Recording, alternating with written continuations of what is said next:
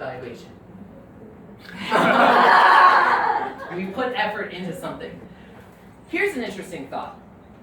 What do you think is the difference between handmade and homemade? Handmade and homemade. I had never thought about this before tonight, but we had cookies that were handmade.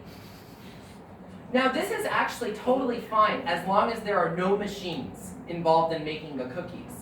A lot of times with food, we'll say that they're homemade. Even if they're not homemade, if they were made in a restaurant, sometimes you'll see a restaurant and they'll say homemade food. And you're like, wait a minute, this is a restaurant. This is not a home. But what they mean is all of our ingredients, everything is prepared here.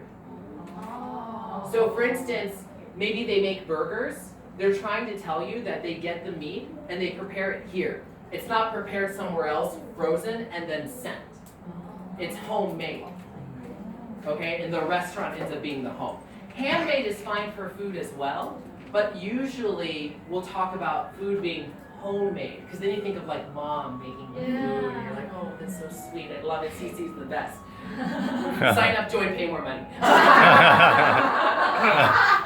Now, one of the other things I thought of when I was listening to our speeches tonight, we had the word salary. When we talk about salary, usually we don't say that something has much more salary. We talk about it having a higher salary, lower salary, better salary, good salary, bad salary, these kinds of words. So good, bad, high, low. But salary, we tend not to quantify like there's much more salary, unless there's much more celery. Thank you, Xavier.